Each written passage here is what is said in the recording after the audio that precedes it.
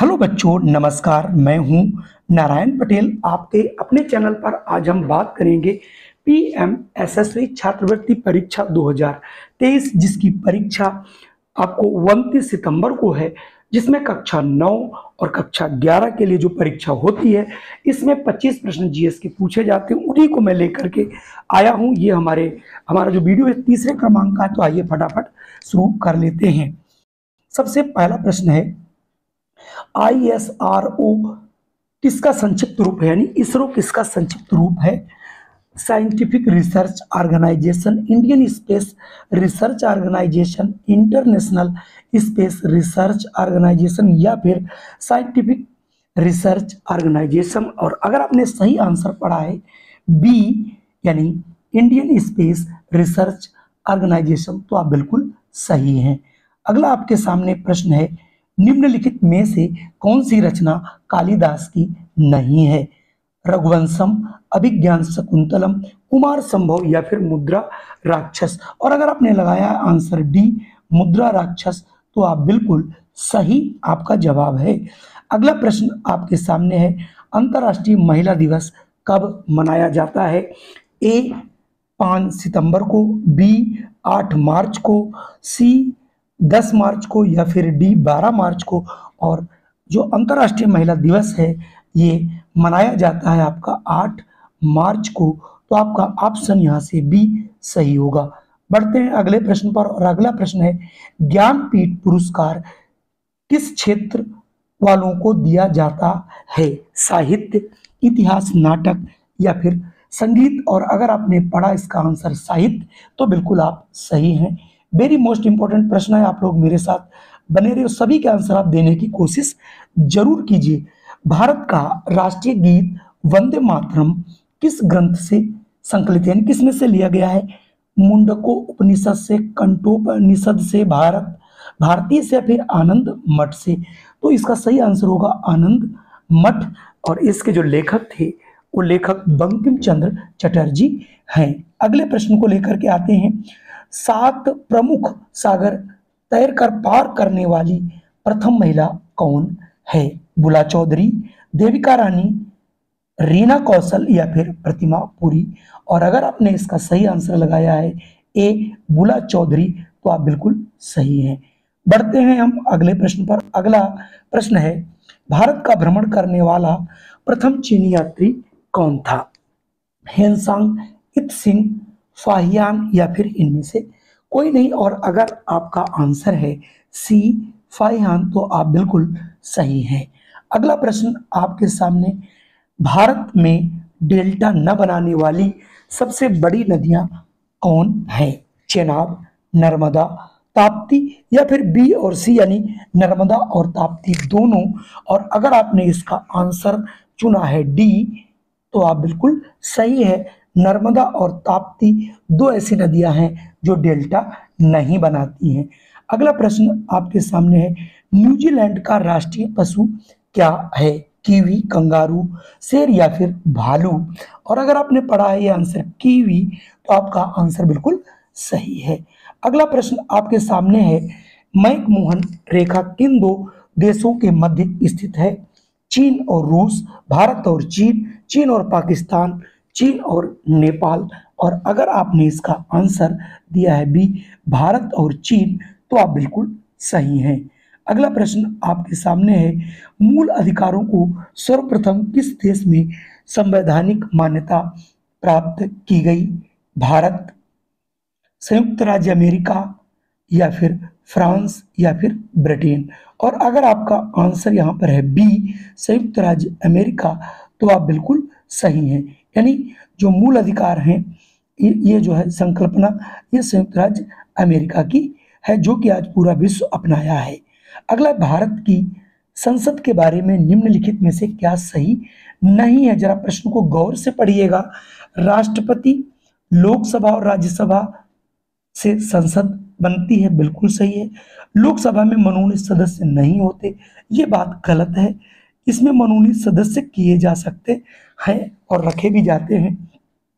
इसलिए इसका answer B ही सही होगा, क्योंकि राज्यसभा को भंग नहीं किया जा सकता। बिल्कुल सही बात है, राज्यसभा के कुछ सदस्य राष्ट्रपति द्वारा नामित होते हैं, और ये भी बिल्कुल सही बात है। अगला आप देखिए, साइंस का प्रश्न है, गर्मियों में सफेद कपड़े पहनने पहनना आरामदेह है क्योंकि, थोड़ा गलत छप गया है, ये अपने ऊपर पड़ने वाली सभी ऊष्मा को परिवर्तित कर देते हैं।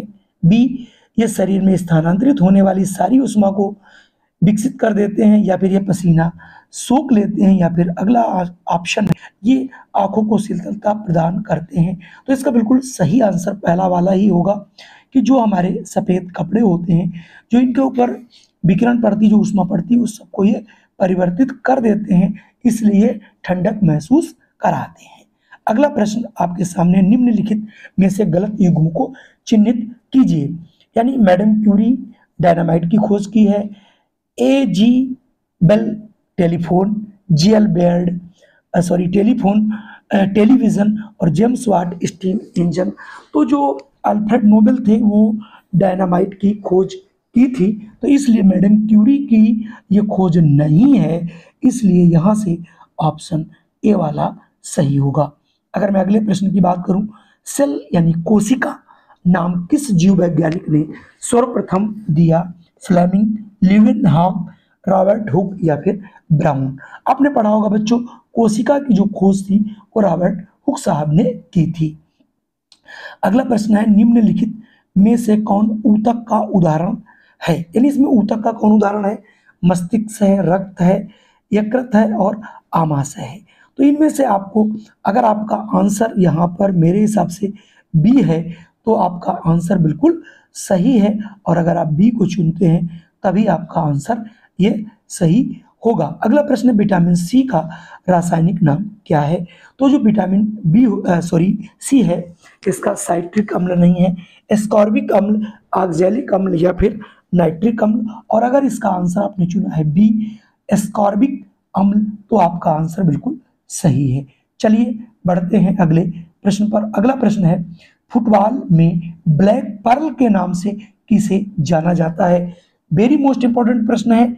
डियागो माराडोना, पेले, या फिर लोथर मथाउस, या फिर रूड गुडलिट। तो यहाँ पर सही आंसर होगा पेले, यानी ऑप्शन बी बिल्कुल राइट आंसर होना चाहिए। अगला प्रश्न है, अर्जुन पुरस्कार प्रदान किया जाता है, यानी जो अर्जुन पुरस्कार दिया जाता है किसके लिए दिया जाता है?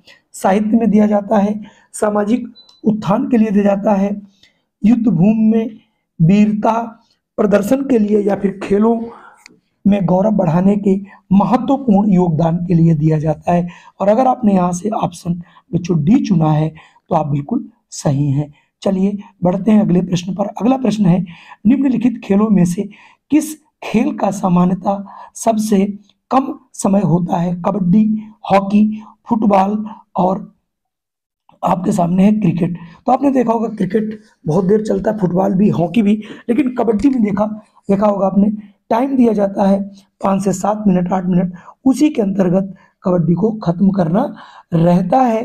तो कुल मिला के कबड्डी एक ऐसा खेल है इन चारों में जिसको समय सबसे कम दिया जाता है। अगला प्रश्न है, हाल ही में जम्मू एंड कश्मीर और लद्दाख उच्च न्यायालय के एक नए परिसर की आधारशिला किसने रखी है? यानी जम्मू और कश्मीर जो जो राज्य बने हैं हमारे, उसमें जो अभी न्यायालय है, उच्च न्यायालय, उसमें वहाँ का उद्घाटन किसने किया, यानी नींव किसने रखी है? Doctor D Y. चंद्रचूड़, द्रौपदी मुर्मू, जगदीप धनखड़, या फिर नरेंद्र मोदी। चूंकि संवैधानिक कार्य है तो उसमें राष्ट्रपति या फिर जो मुख्य न्यायाधीश करते हैं, तो इस समय वर्तमान में हमारे मुख्य न्यायाधीश हैं डॉक्टर डी.वाई. चंद्रचूड़, तो इन्होंने ही इसका उद्घाटन किया है, मतलब न्यू रखी है, सॉरी। अगला हमारा प्रश्न है, हिंदुओं के 4 तीर्थ जिन्हें धाम कहा जाता है कौन है? बद्रीनाथ, द्वारिका, पुरी और रामेश्वर, हरिद्वार, नासिक, प्रयागराज, उज्जैन, या फिर अमरनाथ, कैलाश, मीनाक्षी मंदिर, रामेश्वरम, या फिर बालाजी, कन्याकुमारी, मीनाक्षी, और अगला है वाराणसी। और अगर आपने इसका आंसर जरूर आपने पढ़े होंगे चारों धाम, ये है ऑप्शन ए। और इस ऑप्शन में बद्रीनाथ, द्वारिकापुरी और द्वारिकानाथ और पुरी और रामेश्वरम आते हैं। अगला प्रश्न आपके सामने है, परमाणु परीक्षण यानी पोखरण किस राज्य में स्थित है? जहां पर परमाणु बम का जो है परीक्षण किया जाता है, गुजरात में, राजस्थान में, हरियाणा में या फिर महाराष्ट्र में। और आपने अगर इसका आंसर चुना है बी राजस्थान, तो आपका आंसर बिल्कुल सही है। चलिए बढ़ते हैं अगले प्रश्न पर। अगला है, कोलार स्वर्ण खदान किस राज्य में स्थित है? आंध्र प्रदेश, कर्नाटक, मध्य प्रदेश या फिर महाराष्ट्र। जो कोलार स्वर्ण खान है ये आपकी कर्नाटक में है, तो अगर आपने ऑप्शन बी चुना है तो आपका आंसर बिल्कुल सही है। अगला प्रश्न कंप्यूटर से है। एक इलेक्ट्रॉनिक डिवाइस है जो डाटा को इंफॉर्मेशन में कन्वर्ट करते हुए प्रोसेस करता है। ये प्रोसेसर है, कंप्यूटर है या फिर केस है या फिर स्टेलाइस। तो इसमें अगर आपने इसका सही आंसर पढ़ा होगा, इलेक्ट्रॉनिक डिवाइस से चेंज करना ये होता है काम प्रोसेसर का, जो कि ऑप्शन ए है। अगर आपका ऑप्शन ए है तो आप ये प्रश्न कर पाते। अगला प्रश्न वेरी मोस्ट इंपॉर्टेंट और अंतिम प्रश्न है, भारतीय अर्थव्यवस्था कैसी है? पूंजीवादी है, साम्यवादी है, स्वतंत्र अवस्था अर्थव्यवस्था है या फिर मिश्रित? जो भारत है उसकी जो अर्थव्यवस्था है बच्चों, वो मिश्रित अर्थव्यवस्था है। कुल मिला के ये हमारे थे 25 प्रश्न। संभवतः ये प्रश्न आपको जरूर पसंद आए होंगे। अगर ये प्रश्न पसंद आए हों तो कृपया इस वीडियो को लाइक कर दीजिए और अपने इष्ट मित्रों को शेयर भी कीजिए, और यदि चैनल पे पहली बार हो तो इसे सब्सक्राइब अवश्य कर लीजिए। जय हिंद, वंदे मातरम। फिर मिलता हूँ एक नई और इंफॉर्मेटिव वीडियो में।